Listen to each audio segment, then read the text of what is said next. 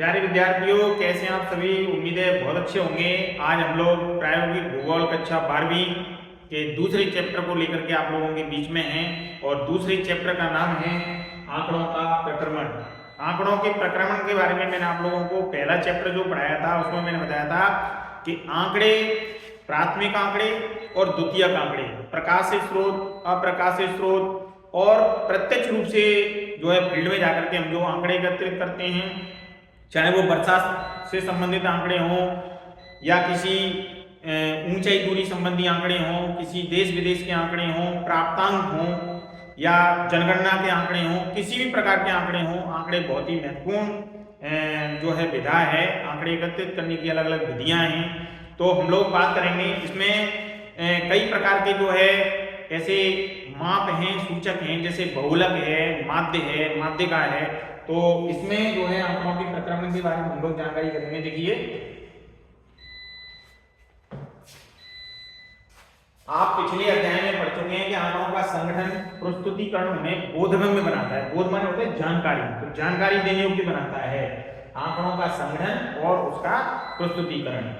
इससे आंकड़ों का प्रक्रमण सरल हो जाता है। जो संगठन आंकड़ों का संगठन और प्रस्तुतिकरण है वो बोधगम्य बनाता है और इससे क्या होता है कि आंकड़ों का जो प्रक्रमण है वो बहुत ही सरल और आसान हो जाता है। आंकड़ों के विश्लेषण के लिए अनेक विधियों का उपयोग किया जाता है, जैसे केंद्रीय प्रवृत्ति के माप है, प्रकीर्णन के माप है, संबंध के माप है। जहां केंद्रीय प्रवृत्ति के माप पर्यवेक्षणों के समूह का आदर्श प्रतिनिधिकारी मूल्य प्रस्तुत करते हैं, वहीं प्रकीर्णन के माप आंकड़ों की आंतरिक विषमताओं का ब्यौरा देते हैं, जो अक्सर केंद्रीय प्रवृत्ति के माप के संदर्भ में होते हैं। दूसरी ओर संबंध के माप दो या दो से अधिक घटनाओं जैसे वर्षा, बाढ़ की घटना अथवा उर्वरकों का उपभोग तथा फसलों की उपज के मध्य संचय की गहनता प्रस्तुत करते हैं। इस अध्याय में हम इन प्रवृत्ति के माप के विषय में जानेंगे। केंद्रीय प्रवृत्ति के जो माप हैं, देखिए केंद्रीय प्रवृत्ति के जो माप हैं, मापने की जो विशेषताएं जैसे वर्षा है, ऊंचाई है, इसके बाद में जनसंख्या का घनत्व है, उपलब्धियों के स्तर हैं, आयु वर्ग में जो है विभिन्नताएं पाई जाती हैं, ये है। यदि हमें उनको समझना है तो हमें क्या करना होगा, अलग अलग विषमताओं को जैसे समझना है तो हमें क्या करना होगा, उसके लिए हमें कदाचित एक मूल्यमान की आवश्यकता होगी जो पर्यवेक्षणों के समूह का सर्वोत्तम प्रतिनिधित्व करता हो। यह एकल मान सामान्यतः वितरण के किसी भी छोर पर होने की बजाय उसके केंद्र के निकट स्थित होता है। जैसे सपोज कीजिए मैंने लिखा 799, फिर लिखा मैंने 813, फिर लिखा 819, फिर लिखा मैंने 1012, फिर लिखा मैंने 1088, 1093। तो मैं स्टार्ट हुआ कम से ज्यादा की ओर, तो मैं एक निश्चित मूल्य ले लूंगा, इधर 800 ले लूंगा, उधर 1100 ले लूंगा, क्योंकि 800 के लमसम हो गया 799 जो है, और ऊपर मैंने ले लिया 1089 या 98, 93 जो भी लिया, तो वो 1100 के करीब होता है। 800 से 1100 के बीच में, तो जो निम्नतम वैल्यू है वो 800 हो गई, अधिकतम वैल्यू 1100 हो गई। तो 800 जो है वो मैं एक कल्पित माध्य मान करके और उन मानों को बार बार उसमें से घटाते जाऊंगा। तो इस तरीके से जो है एक केंद्र के निकट स्थित होता है। वितरण का केंद्र ज्ञात करने वाली सांख्यिकी विधियों को केंद्रीय प्रवृत्ति के माप के नाम से जाना जाता है। केंद्रीय प्रवृत्ति की द्योतक संख्याएं सारे आंकड़ों के समूह की प्रतिनिधि संख्या होती है, क्योंकि यह उस बिंदु की प्रतीक होती है जिसके निकट इकाइयों के समूह की प्रवृत्ति होती है। अब देखिए, केंद्रीय प्रवृत्ति के माप को सांख्यिकी औसत के नाम से भी जाना जाता है। केंद्रीय प्रवृत्ति के जो माप हैं उनको सांख्यिकी औसत के नाम से जाना जाता है, और केंद्रीय प्रवृत्ति के कई माप हैं जिनमें माध्य, माध्यिका और बहुलक जो है सबसे महत्वपूर्ण है। इसके बारे में मैं आप लोगों को थोड़ा सा बता देता हूं। देखिए,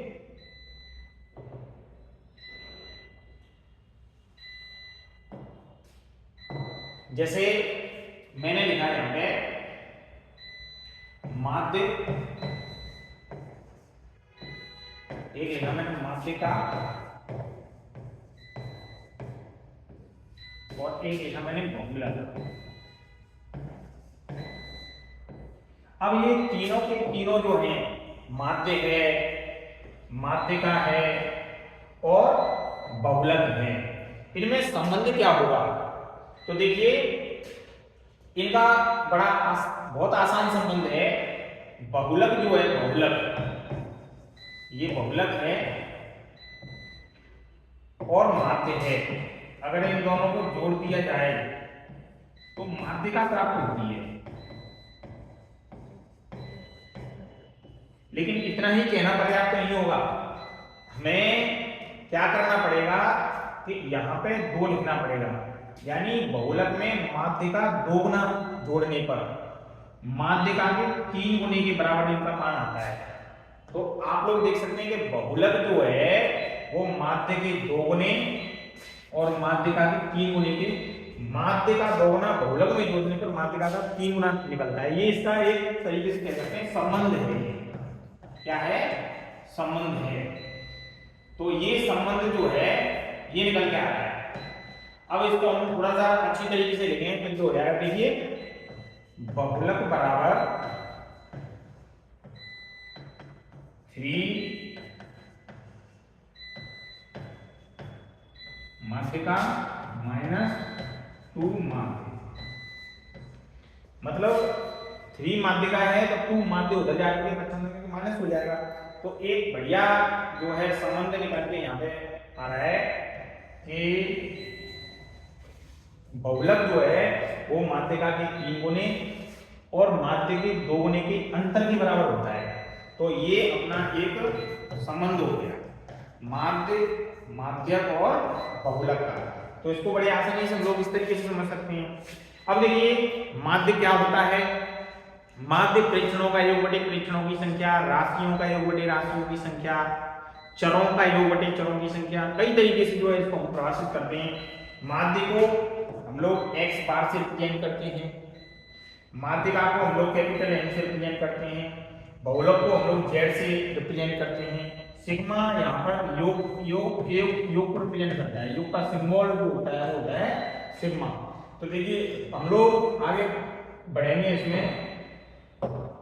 देखिए माध्य क्या है, सबसे पहले समझेंगे माध्य क्या है। माध्य वह मान है जो सभी मूल्यों के योग को कुल प्रेक्षणों की संख्या से विभाजित करने पर प्राप्त होता है। सभी मूल्यों के योग को कुल प्रेक्षणों की संख्या से विभाजित करने पर प्राप्त होता है। इसका मतलब है प्रेक्षणों का योग बटे प्रेक्षणों की संख्या, राशियों का योग बटे राशियों की संख्या, चरों का योग बटे चरों की संख्या। देखिए आगे बढ़ते हैं। माध्यिका की अगर हम बात करें तो देखिए माध्यिका उस कोटि का मान होता है जो व्यवस्थित श्रेणी को 2 बराबर संख्याओं में विभाजित करता है। वह मान वास्तविक मूल्यों से स्वतंत्र होता है। आंकड़ों को बढ़ते अथवा घटते क्रम में व्यवस्थित करना माध्य की गणना में सबसे अधिक महत्वपूर्ण है। सम संख्याएं होने पर 2 मध्यस्थ कोटि मानों का औसत माध्यिका होगा। अब आप लोग इसमें देखिए समझने का प्रयास करें। जैसे कैपिटल सम है तो n/2 होगा, विषम है तो n+1/2वां पद माध्यिका होगा। कह रहा है ना कि माध्यिका उस कोटि का मान होता है जो व्यवस्थित श्रेणी को 2 बराबर संख्याओं में विभाजित करता है, n/2 या n+1/2। अगर n सम है तो n/2, तो n यदि विषम है 11 है, 13 है, 15 है, 17 है, तो उसमें 1 जोड़ करके 2 का भाग लगाते हैं। इस तरीके से मान वास्तविक मूल्यों से स्वतंत्र होता है। आंकड़ों को बढ़ते और घटते क्रम में व्यवस्थित करना माध्य की गणना से सबसे अधिक महत्वपूर्ण है। सम संख्या होने पर 2 मध्यस्थ कोटि मानों का औसत जो माध्यिका होगा। अब देखिए बहुलक क्या होता है, बहुलक को भी समझे हम लोग। बहुलक किसी बिंदु या मान की अधिकतम पुनरावृत्ति, जैसे कहते हैं बहु माने ज्यादा, लक माने भाग्य, जिसका भाग्य ज्यादा है। बहुलक जैसे मजाक में कहते हैं हम लोग, बहु माने ज्यादा, लक माने भाग्य, जिसका भाग्य ज्यादा था, जिसकी बारंबारता ज्यादा है, उस चर राशि का जो मान है, जो बार बार कोई अंक है वो पुनरावृत्ति कर रहा है, बार बार उसका मान ज्यादा आ रहा है। संख्यात्मक रूप से जैसे गिनने 5 3 बार आ रहा है, 5 बार आ रहा है या 7 बार आ रहा है, तो जो जितनी बार उसकी पुनरावृत्ति हो रही है, बारंबारता जिसकी ज्यादा है, वह बहुलक है। तो इसमें किसी बिंदु या मान की अधिकतम पुनरावृत्ति या आवृत्ति बहुलक होती है। आपने देखा होगा कि इनमें प्रत्येक भिन्न प्रकार के आंकड़ों के संबंध के लिए एकल प्रतिनिधि संख्या निर्धारित करने की अलग विधि है। अब हम लोग माध्य की बात करें किसी चर के विभिन्न मूल्यों का साधारण अंकगणितीय औसत माध्य कहलाता है। अवर्गीकृत और वर्गीकृत आंकड़ों के लिए माध्य ज्ञात करने की विधियां निश्चित ही भिन्न हैं, अलग अलग हैं। वर्गीकृत और अवर्गीकृत दोनों प्रकार के जो आंकड़े हैं उनके लिए माध्य प्रत्यक्ष और अप्रत्यक्ष विधियों के द्वारा ज्ञात किया जाता है। प्रत्यक्ष विधि से माध्य ज्ञात करना है राशियों का योग बटे राशियों की संख्या, प्रेक्षणों का योग बटे प्रेक्षणों की संख्या, चरों का योग बटे चरों की संख्या, सिग्मा xi बटा n। इसके अलावा अगर आंकड़े हैं सिग्मा fi di बटे सिग्मा n, लेकिन अगर और भी अगर बड़े जो है संख्याएं हैं तो उसके लिए हम पग विचलन विधि या माध्य विचलन विधि, कल्पित माध्य विधि का प्रयोग करते हैं। अवर्गीकृत आंकड़ों से माध्य की गणना, देखिए प्रत्यक्ष विधि, अवर्गीकृत आंकड़ों से प्रत्यक्ष विधि द्वारा माध्य की गणना करें या प्रत्यक्ष विधि से करें, मान दोनों से समान आएगा। माध्य की गणना करेंगे तो माध्य का जो मान आएगा वो दोनों से समान आएगा, लेकिन यहाँ पे हम लोग अप्रत्यक्ष विधि और प्रत्यक्ष विधि से अलग अलग जो है गणना करेंगे। तो अवर्गीकृत आंकड़ों से प्रत्यक्ष विधि द्वारा माध्य की गणना करने के लिए पर्यवेक्षण के सभी मूल्यों को जोड़ करके और कुल संख्या से भाग देते हैं, जैसे सिग्मा x बटा n, जिसमें x क्या है, माध्य है, सिग्मा मापों के सभी मूल्यों का योग है, x मापों की किसी श्रेणी में एक अपरिष्कृत समंक है, सिग्मा x यहाँ मापों की किसी श्रेणी में एक अपरिष्कृत समंक है और n श्रेणी के पदों की संख्या। हम यहाँ पे बात करेंगे, देखिए माध्य वर्षा की गणना कैसे करेंगे। तो यहाँ पर मालवा का पठार है, अब मालवा के पठार के कुछ जिले हैं, 7 जिले हैं, इंदौर, देवास, धार, रतलाम, उज्जैन, मंदसौर और शाजापुर।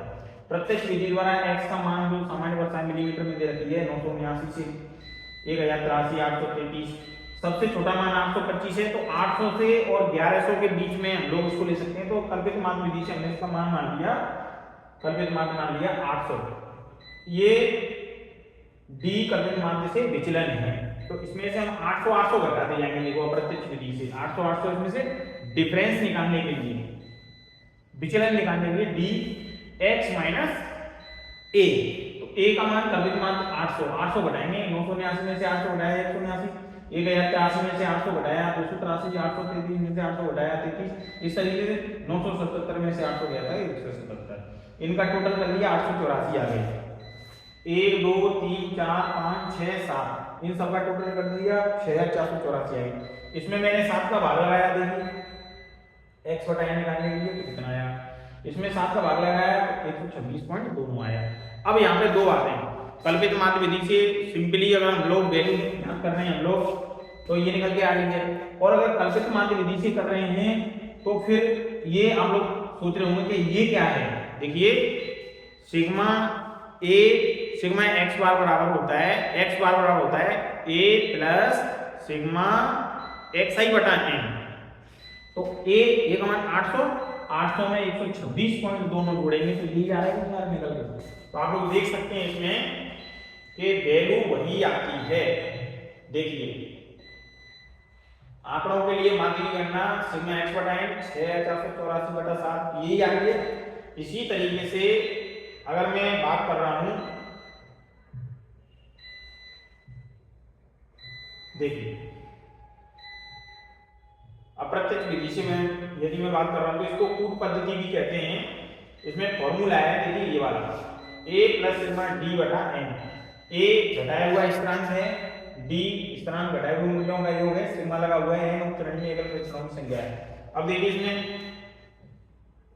x बराबर a प्लस सिग्मा xi बटा n, तो 884 बटा 7, तो 126.2 आ रहा था, जोड़ने पर देखो बुझा है 926.9।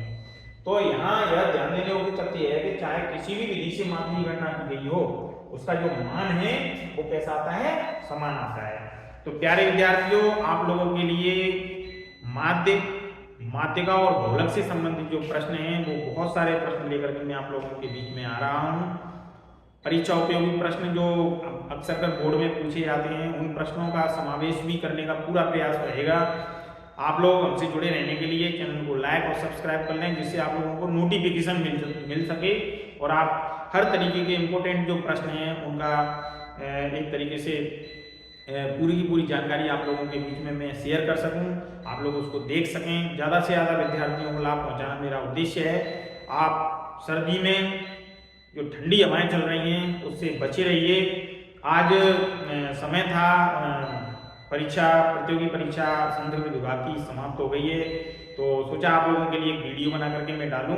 तो कल से 9 बजे से ऑफलाइन और ऑनलाइन दोनों तरीके से मोड पर हम शीतकालीन अवकाश में भी अतिरिक्त क्लास देने का आप लोगों को प्रयास करेंगे। तो हमसे जुड़े रहने के लिए चैनल को लाइक और सब्सक्राइब कर लें और अपना ख्याल रखिए।